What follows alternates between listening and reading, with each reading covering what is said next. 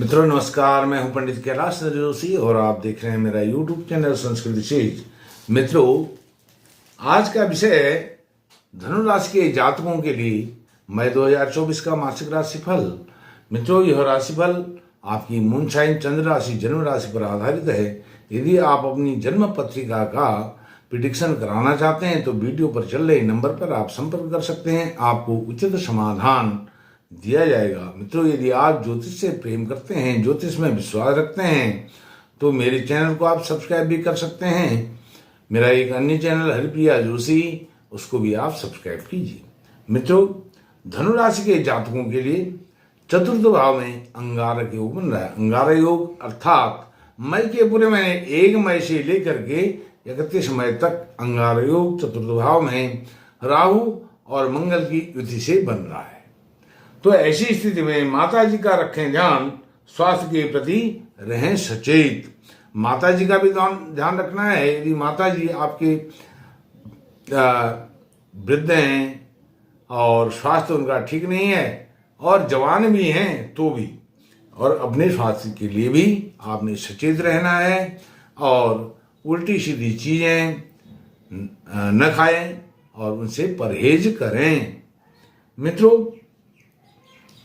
स्वास्थ्य की दृष्टि से धनु राशि के जो स्वामी गुरु महाराज हैं वह षष्ठम भाव में विराजमान हैं। यह स्थिति अच्छी नहीं बताई गई है। गुरु महाराज छठे भाव में, उनकी स्थिति को बहुत बुरा माना गया है। इसलिए स्वास्थ्य के प्रति आपने सचेत रहना है। कब तक? कम से कम 13 मई तक। 13 मई को सूर्य नारायण भगवान आपके षष्ठम भाव में आ जाएंगे, तो यह आपके लिए बहुत अच्छी स्थिति होगी। स्वास्थ्य के पॉइंट ऑफ व्यू से देखा जाए तो सूर्य नारायण भगवान का ट्रांजिशन 14 मई को यहाँ पर हो जाएगा आपके षष्ठम भाव में। बहुत अच्छी स्थिति, स्वास्थ्य आपका बहुत तीव्र गति से, बहुत तेजी से अच्छा होने लगेगा। लेकिन अभी जो सूर्य नारायण भगवान है पंचम भाव में उच्च के होकर के मेष राशि में विराजमान हैं, वह आपके नवमेष हैं और नवमेष होकर के आपकी उच्च शिक्षा संतान के भाव में विराजमान है।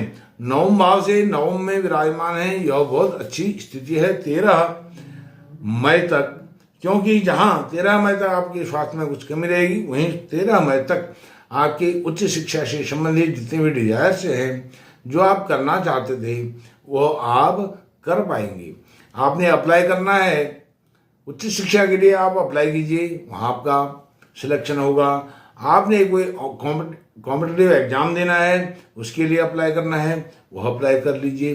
कॉम्पिटिटिव एग्जाम में आप सफल हो जाएंगे। अप्लाई कर लीजिए। परीक्षा आपकी, एग्जाम आपका कभी भी हो, अप्लाई आपका हो जाएगा 13 मई से पहले, तो आपको सफलता 100% श्योर है। 20 श्योर, इसमें कोई इफ एंड बट कुछ नहीं है। और आपके उच्च शिक्षा से संबंधित कोई संस्थान आप चाहते हैं कि मेरा उस संस्थान में, उस शिक्षण संस्थान में एडमिशन हो, बहुत बड़ी यूनिवर्सिटी हो, बड़ा कॉलेज हो, बड़ा शिक्षण संस्थान हो, कोई भी इंस्टीट्यूट हो बड़ा, जिसको आप चाहते हैं, आपने अपने मन में सोच रखा है इसमें जाकर के मैं हायर एजुकेशन लूंगा, वह हायर डिजायर्स आपकी, हायर जो अचीवमेंट हैं, वह 13 मई तक सूर्य नारायण भगवान आपको अपने तेज के कारण देने वाले हैं। यह और संतान पक्ष से भी आपको सकारात्मक पॉजिटिव इंफॉर्मेशन मिलने वाली है। और संतान पक्ष में यदि आपको संतान का लाभ अभी तक नहीं मिला है, आनंद आप नहीं उठा पाए हैं, संतान सुख नहीं मिला है, तो यह भी आपके लिए बहुत अच्छा समय है 13 मई तक। और विवाह यदि नहीं हो पाया है, विवाह की बातचीत कहीं चल रही है, अब उसमें कोई व्यवधान नहीं आएंगे। 13 मई तक आपकी विवाह की यदि बातचीत चल रही है, कहीं ना कहीं 13 मई तक वो अपने फाइनल डिसीजन तक पहुंच जाएगी और सकारात्मक होगी आपकी पक्ष में, उसका निर्णय आने वाला है। और जो शुक्र भी वहां पर विराजमान है, शुक्र 19 मई तक यहाँ पर विराजमान रहेंगे और वह आपके लाभेश भी हैं। लाभेश होकर के आपके पंचम भाव में विराजमान हैं, तो लाभ आपको बहुत अद्भुत होने वाला है, बहुत अच्छा होने वाला है। और सूर्य नारायण भगवान भी पूर्ण दृष्टि से आपके लाभ भाव को 13 मई तक देख रहे हैं। सूर्य का 13 मई तक लाभ भाव को देखना और शुक्र का 19 मई तक लाभ भाव को देना, यह सोने पर सुहागा आपके लिए होने वाला है। हालांकि जो शुक्र हैं वह षष्ठेश भी हैं, लेकिन षष्ठेश होने का उन्हें कोई यहाँ पर दोष नहीं लगता है। और जो मंगल हैं, मंगल आपके युति बना रहे हैं चतुर्थ भाव में राहु के साथ, तो मंगल भी यहाँ पर आपके लिए योग कारक की स्थिति में है, अर्थात वह पंचमेश होकर के चतुर्थ भाव में है। चतुर्थ भाव में जहाँ राहु आपके माताजी के स्वास्थ्य को खराब करेगा, माताजी से आपकी किसी भी प्रकार की मिसअंडरस्टैंडिंग हो सकती है, अंडरस्टैंडिंग से संबंधित कोई इश्यूज हो सकते हैं, और आपके घर परिवार में कोई भी डिस्प्यूट यदि चल रहा है वह और अधिक बड़ा रूप ले सकता है। इसलिए आप अपनी वाणी पर संयम रखें और अपनी वाणी से, कम्युनिकेशन से उन बातों को सुलझाने का प्रयास करें, नहीं तो चुप रहें। चुप रहने में ही आपका लाभ है।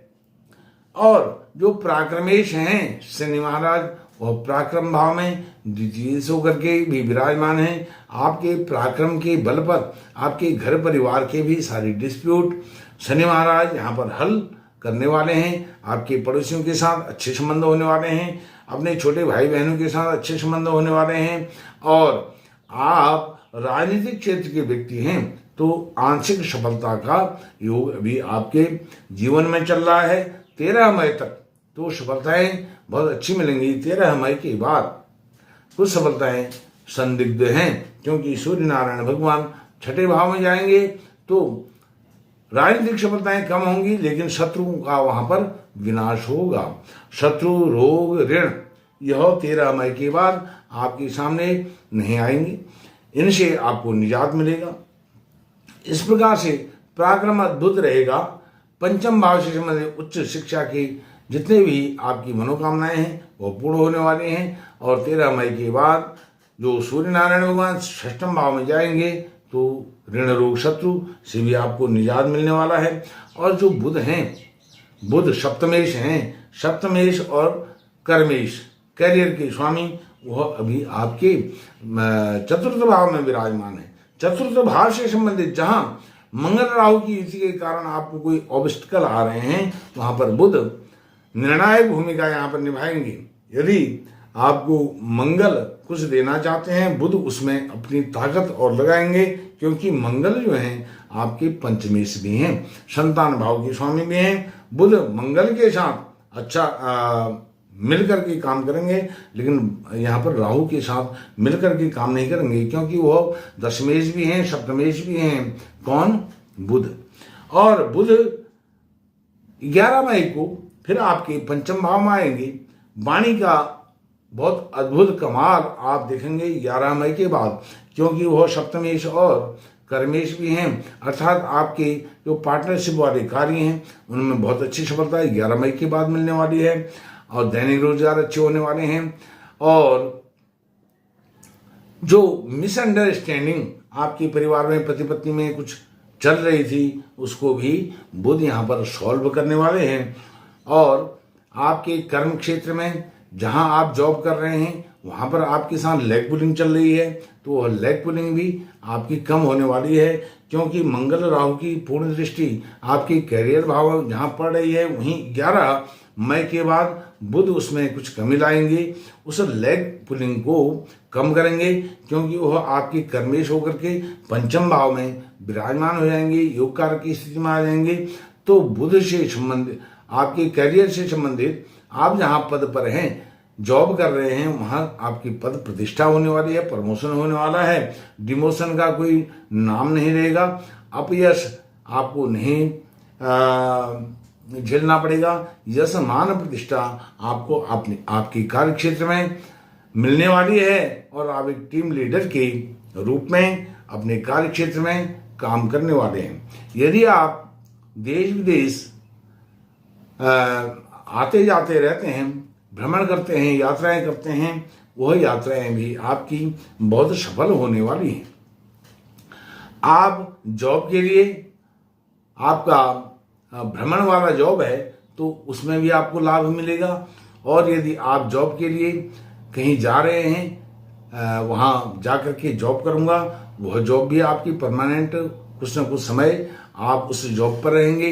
यदि जॉब पर हैं, प्रमोशन मिलेगा। यदि आप जॉब के लिए अप्लाई कर रहे हैं, जॉब मिलने वाली है धनु राशि के जातकों को। एकादश भाव का मैंने आपको बताया, एकादश भाव लाभ भाव, लाभेश शुक्र आपके पंचम भाव में विराजमान है। 19 मई तक आपको लाभ, बहुत उत्तम श्रेणी का लाभ शुक्र देने वाले हैं।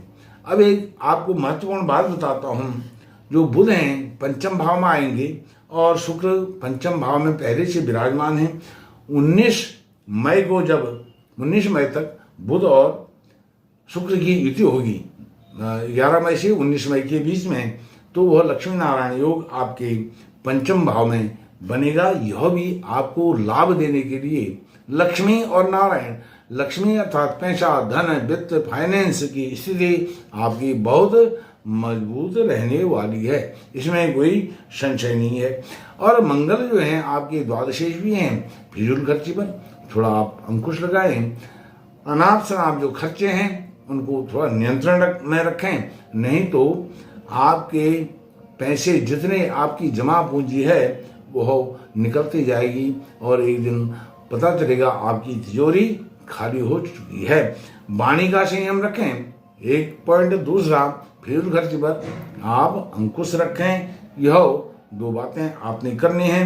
केतु दशम भाव में है, उच्च शिखर पर आपको पहुंचाने के लिए वह बाध्य है। मित्रों, इस प्रकार से मैंने अपनी बुद्धि विवेक से जो मेरे समझ में रीडिंग में आया, मैंने धनु राशि के जातकों के लिए मई 2024 का मासिक राशिफल आपके सामने रखा। माता जी का रखें ध्यान, कैसे भी हो माता जी की बात को माने, आज्ञाकारी बने और स्वास्थ्य के प्रति भी रहें अपने सचेत। यह मिला जुला राशिफल आपके लिए था। इस वीडियो में इतना ही मित्रों, बहुत बहुत धन्यवाद। नमस्कार।